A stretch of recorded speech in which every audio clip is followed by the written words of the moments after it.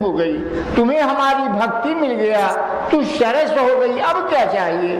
कहा नहीं प्रभु, मुझे भुलावा मत दीजिए, एक वरदान मेरे को आप अवश्य देते जाइए।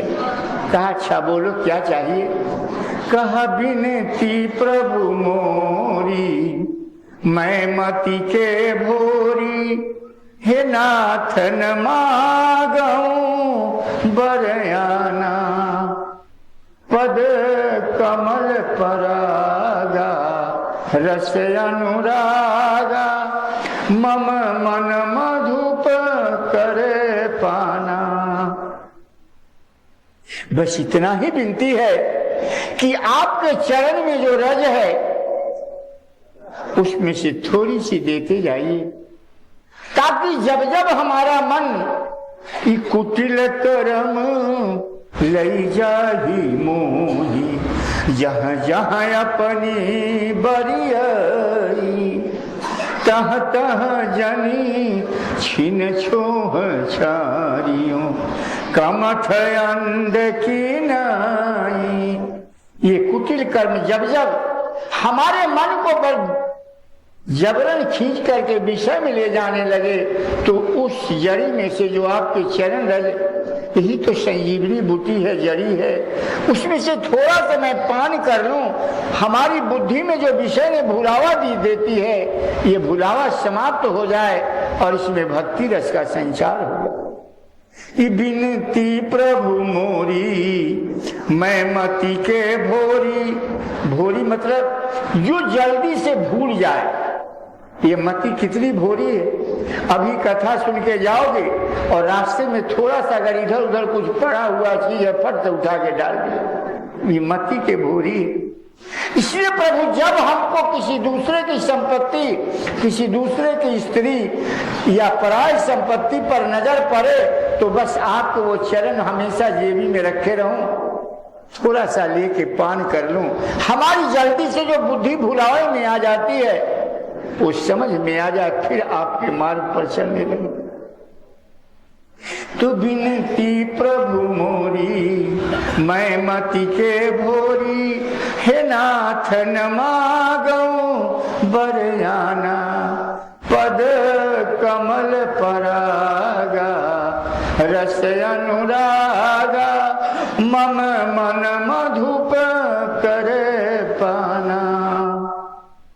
हे प्रभु एक बात और, यही पद सुर सरिता परम पुनीता, प्रगट भई शिव शीस धरी, सोई पद पंकज यही पूजत अज, मम सिर धरऊं कृपालु हरि। एक बार भगवान ने देवताओं के कार्य करने के लिए और बलि से 3 भूमि जमीन मांग करके और विराट रूप धारण कर लिया, 2 ही पग में पूरा ब्रह्मांड नाप लिया, जहां ब्रह्मा सबसे ऊपर रहते हैं। जब वो पैर बढ़ करके और ब्रह्मलोक में गया, तो भगवान ब्रह्मदेव जो हैं अपने कमंडल में प्रभु का पद प्रक्षालन कर लिया, यही गंगा हो गई। यही पद सुर सरिता परम पुनीता।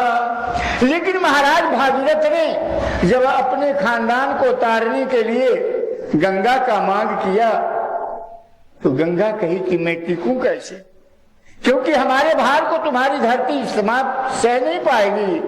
तुझे ही पद सुर सरिता परम पुनीता, अरे प्रगट भई शिव शीस धरी।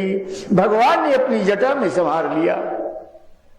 सोई पद पंकज, उसी पद के पंकज को, उसी कमल रूपी जो पैर है, सोई पद पंकज जेहि पूजत अज, जिसको रात दिन ब्रह्मा उस पैर की पूजा करते रहते हैं। मम सिर धरऊ कृपालु हरि। कबीरदास जी कहते हैं कहे कबीर जन्म के उड़हरी जहिया से चेत करे तहिए से सुधरी। ऐसी पापनी आज धन्य हो गई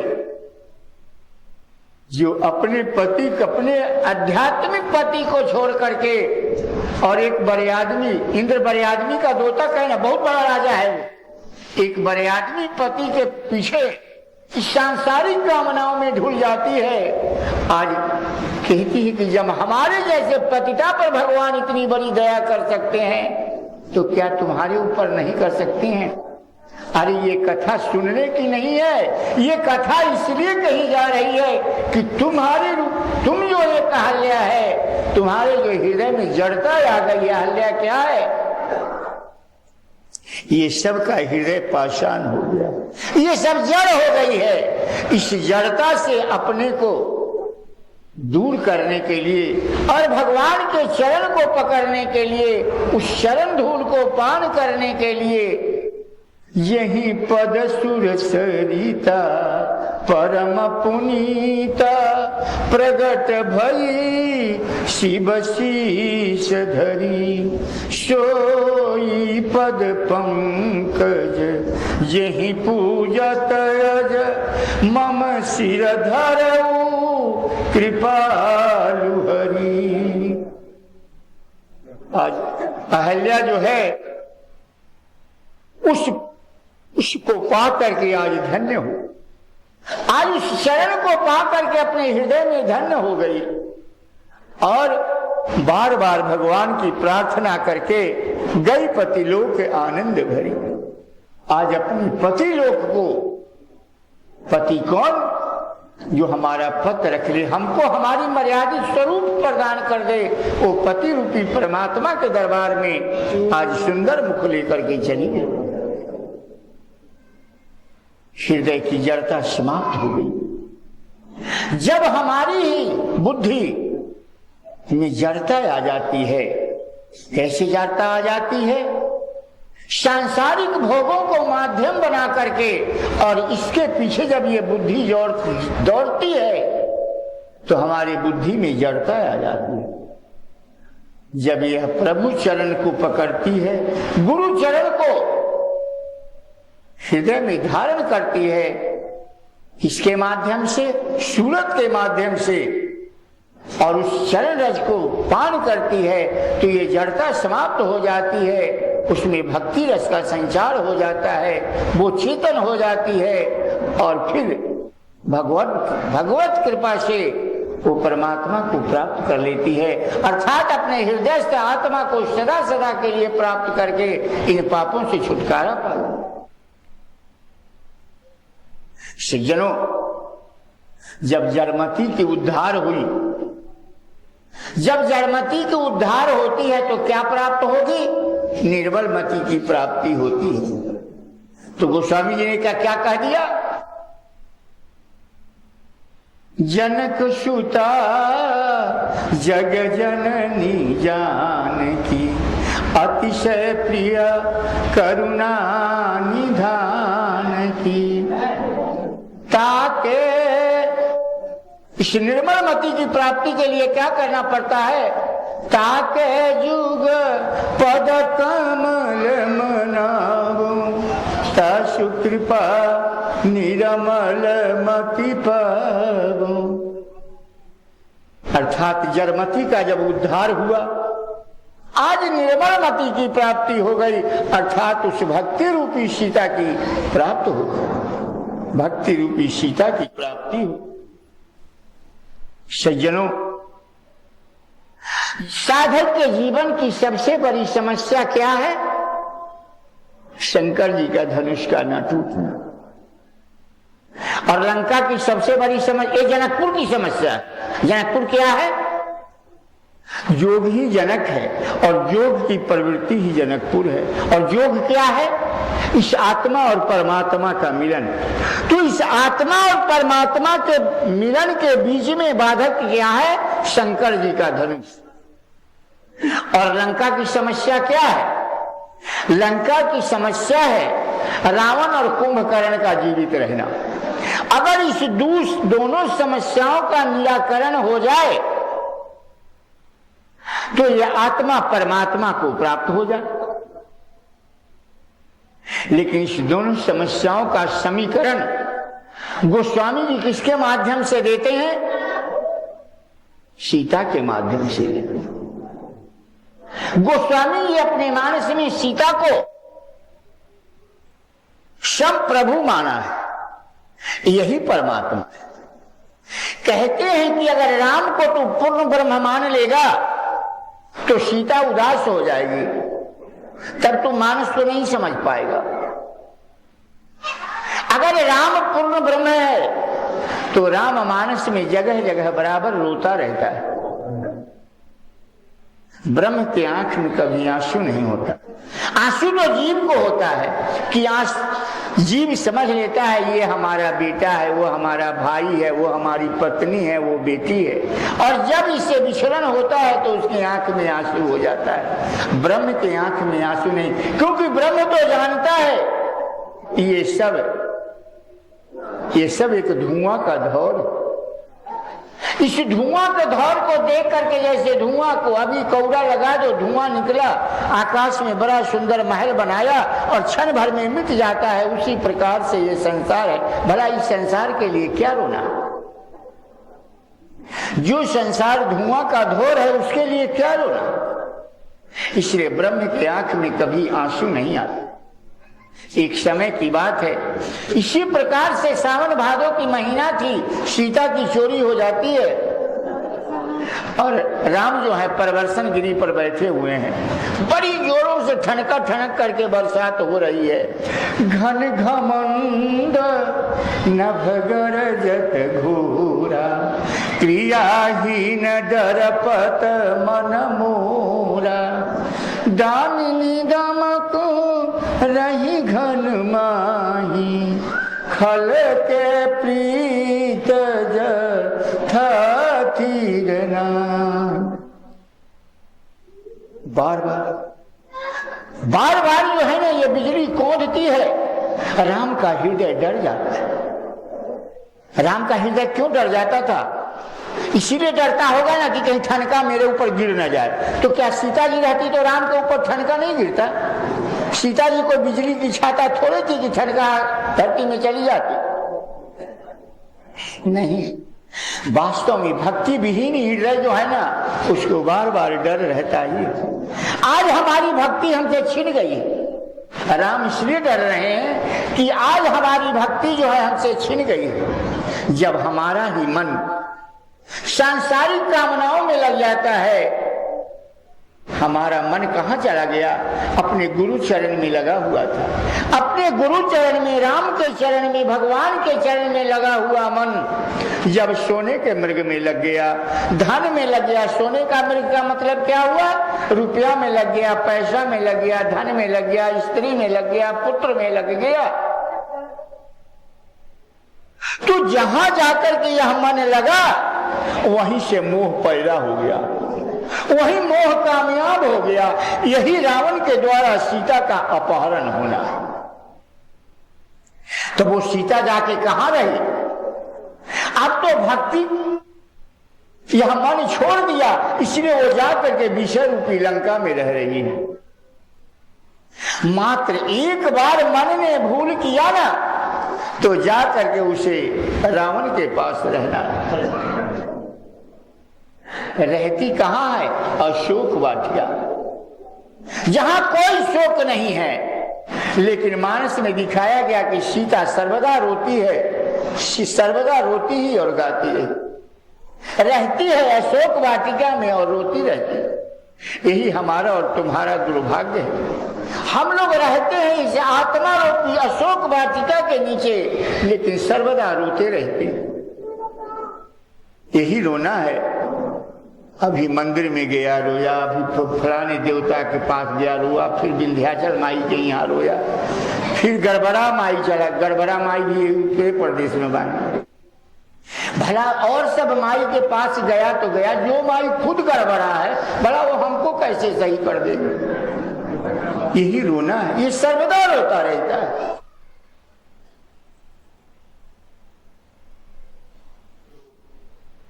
आज ये सीता जो है, आज हमारी भक्ति हमसे छिन गई है, राम रो रहे हैं। लक्ष्मण को जब शक्ति लग जाती है तो राम रोने लगते हैं। लेकिन यही सीता जब लंका से लौटती है तो ये शांति बन करके लौटती है। यही शांति तो पूर्ण ब्रह्म है। इसलिए जनकपुर की समस्या क्या है? शंकर भगवान का धनुष, शंकर भगवान के धनुष का न टूटना, यही जनकपुर की समस्या है। अर्थात शंकर भगवान का धनुष क्या है? हमारे कर्तृत्व में जो अहम की भावना है, यही शंकर भगवान का धनुष है। हम बहुत ऊंचा हाथ उठा करके कहते हैं ये आश्रम हमने बनवाया, यही हमारे कर्तृत्व में अहम की भावना है, यही शंकर जी का धनुष है। जब तक ये भावना बनी रहेगी, हमसे हमारा भगवान दूर रहेगा। ये सब ईश्वर की कृपा। ये आश्रम तुम्हारे लिए है, ये आश्रम हमारे लिए नहीं। आश्रम तो वास्तव में वो है जहां मनुष्य को आश्रय मिल जाए। वो आश्रम हृदय है, जहां भगवान दिखाई पड़े, वो प्राप्त हो जाए, आश्रय मिल जाए। ये ईटा पाथर के आश्रम में किसी को आश्रय नहीं मिला। ये ईटा पाथर के घर में किसी को आश्रय नहीं मिला। हमारा भगत कहता है इस आश्रम में हमारी बेटा, हमारे घर में भूत आ गया, हमारे आश्रम में हमारे घर में इतने आदमी मर गए। मरने वाला को तुम रोक लेगा? जिसको जब मरना है वो मरेगा अपने समय से। अरे मूर्ख, तुम अपने कर्म को देख, तुम्हारा कर्म में अधिकार है, फल में नहीं। इसलिए गीता में भगवान कहते हैं कर्मण्येवाधिकारस्तु मा फलेषु कदाचन। घर में तो कोई मरेगा, कोई जिएगा, कोई आएगा, कोई जाएगा, कोई पागल होगा, इसमें तुम्हारा कोई नहीं है। सब मनुष्य अपने अपने कर्मों का फल भोग रहे हैं। इसलिए जिंदा रहने वाले को सर्वदा कर्म में विश्वास करना चाहिए। फल तो भगवान के हाथ में होता है। तुम प्रार्थना पत्र जज के पास दे सकते हो, जजमेंट तुम्हारे हाथ में लिखना नहीं है।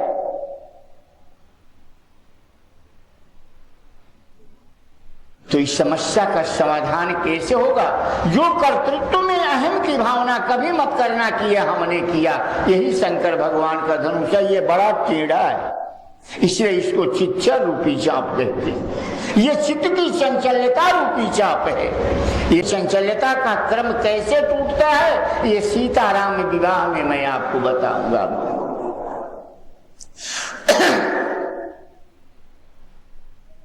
देश देश के राजा को निमंत्रण जाता है और देश देश के सारे राजा महाराजा जो ये लोग हैं ना, सब ये आज जनकपुर में जुटे हैं। ये सब के हृदय में यही भावना है कि हमें भी भगवान की प्राप्ति हो। अच्छा, कौन ऐसा आदमी है, हाथ उठा के कहो, झूठ न बोलना, कौन ऐसा आदमी है जो न चाहता हो कि हमें भगवान न मिले? बेशक वो पापी नहीं, पापी का सरदार क्यों ना हो, लेकिन फिर भी सबके हृदय में बात जरूर होगी कि हमें भी अंत में भगवान का दर्शन। सब चाहता है कि हमें भगवान की प्राप्ति हो। ये सब देश देश के राजा आए हुए हैं भगवान की प्राप्ति के लिए। इसलिए उस पर भगवान के प्राप्ति का जो श्रेय है वो जनकपुर में जनक नंदिनी है। जनक नंदिनी को प्राप्त करने के लिए शंकर जी का धनुष रखा है।